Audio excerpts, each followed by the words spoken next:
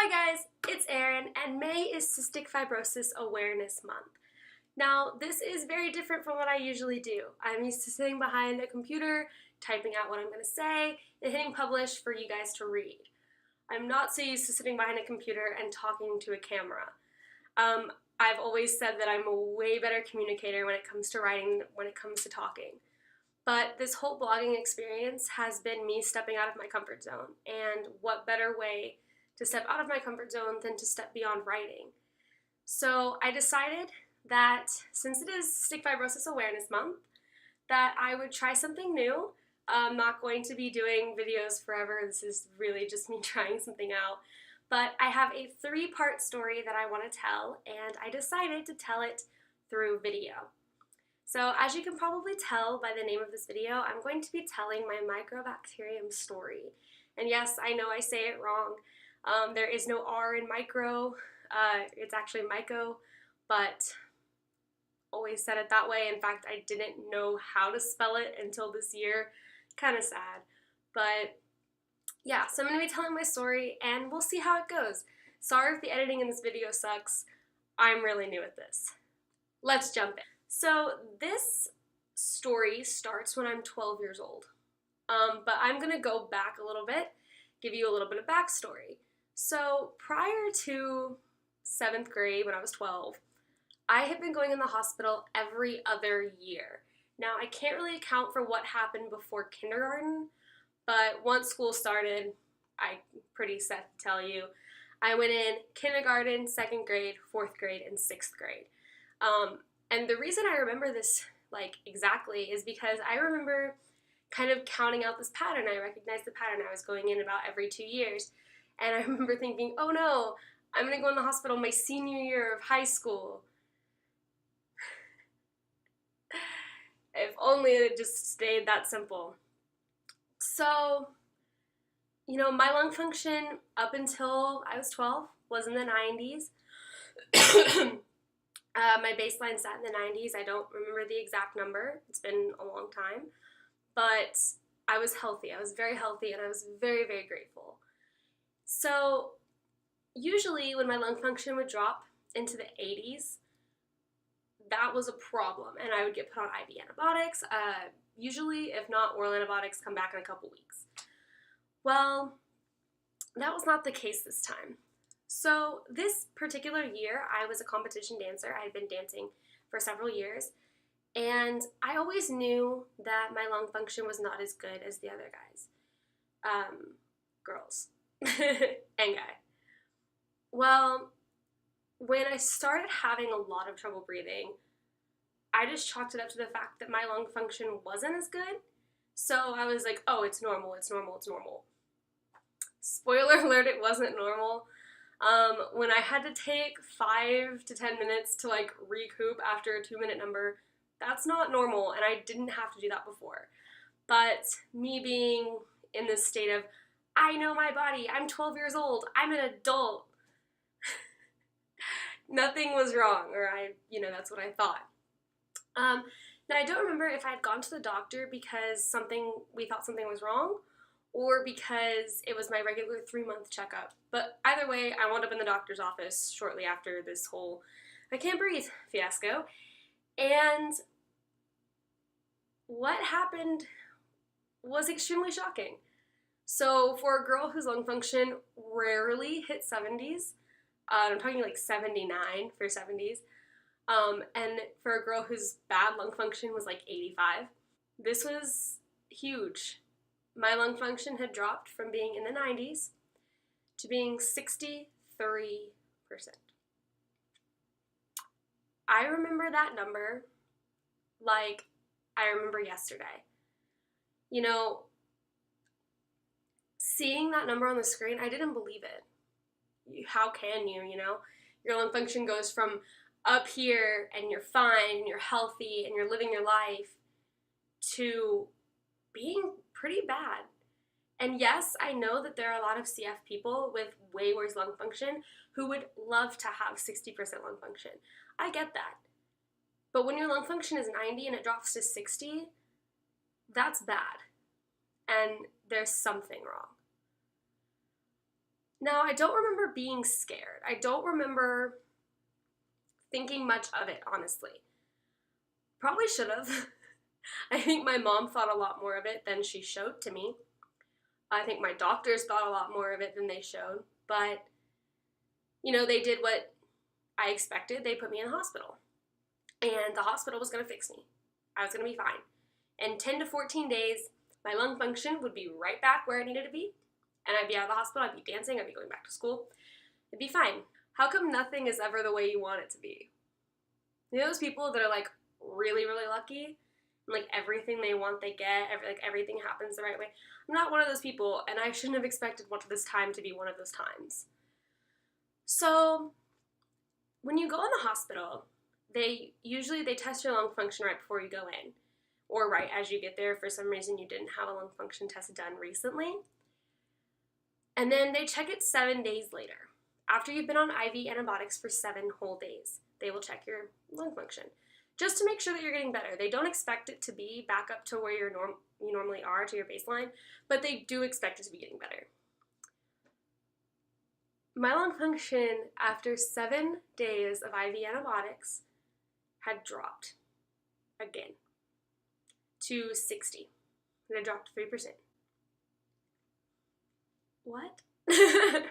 Like, what in the world is going on? Again, I don't remember being that scared, being that frightened. I was like, the doctors know what to do. Maybe I just wasn't on the right antibiotics. And that's what they thought too. So, for the next 7 days, I was on different antibiotics. Can you guess what happened the next time I went in for PFTs? The next time I went in for PFTs? Can you guess? Yes. It had dropped again.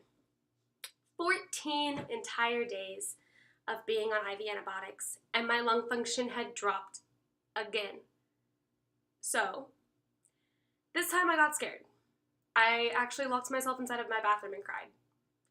And, I think my mom got a little annoyed with me. She was probably very scared as well. And she yelled at me. I remember that, which didn't help.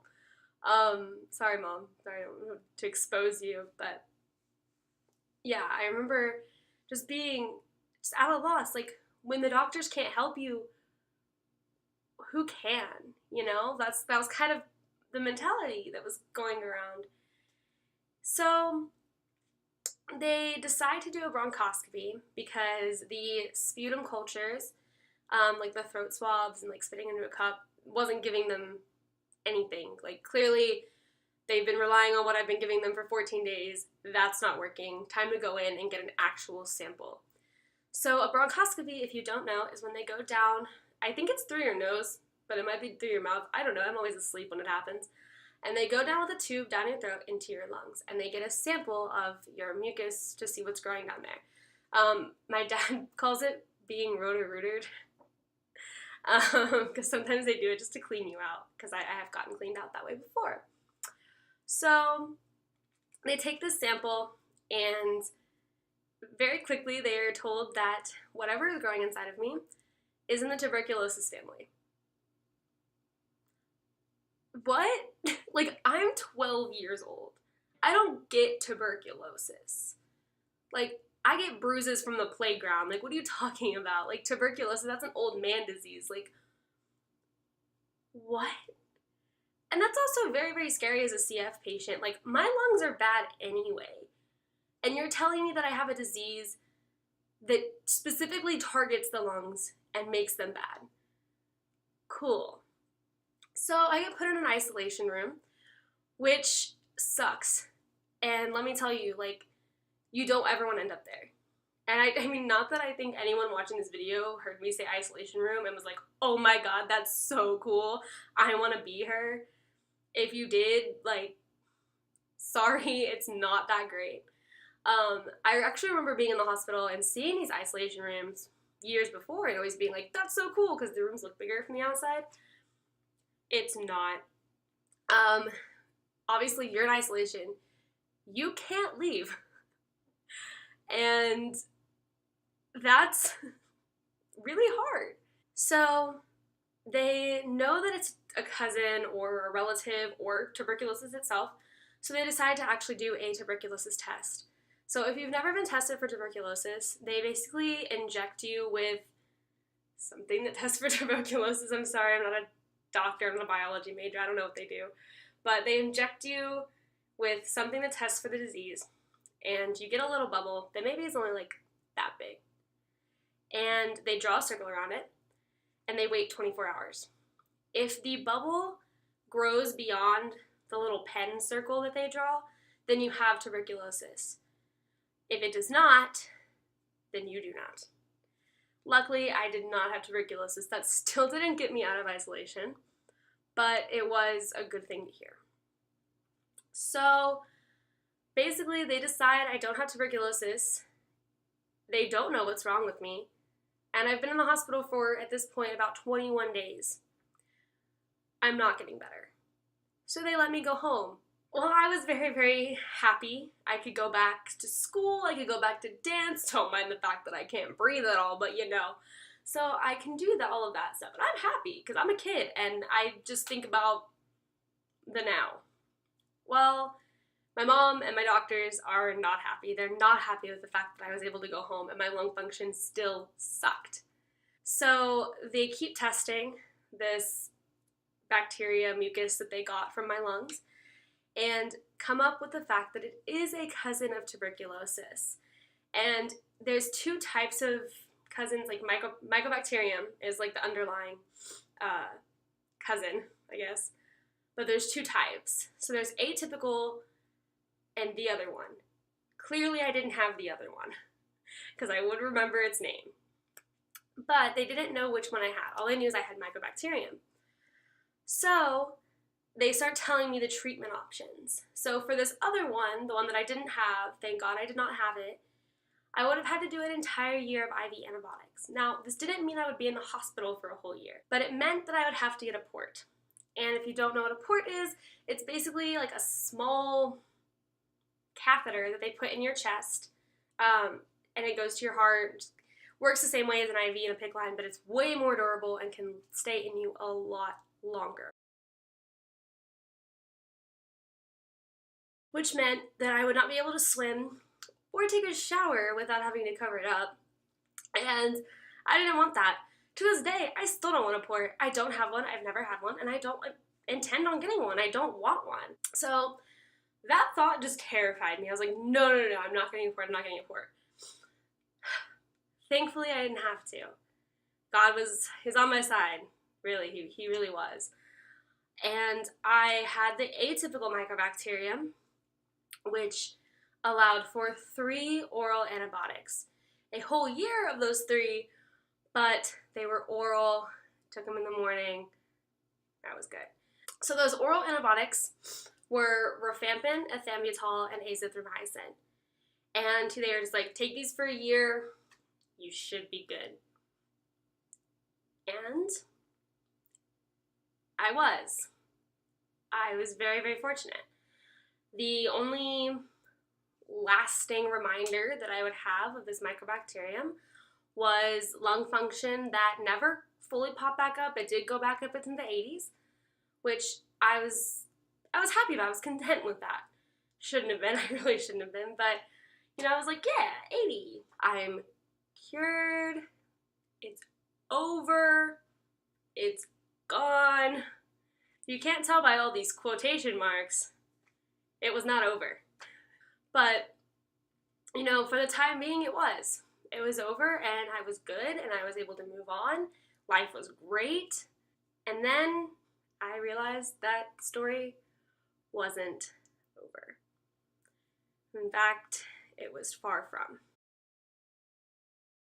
It's a 1 in 4 chance, a 25% chance that you get cystic fibrosis when your parents are just carriers of the gene. This was like the most minuscule chance. And I got it. Because life is great. Life loves me. So So I totally forgot to say this during the video, but if you like this video, please give it a thumbs up. I don't want to say subscribe to my channel because I'm not really a YouTuber, but if you want to do that, that'd be awesome. Also, please go check out my blog, follow my blog, like my blog. Thanks for watching.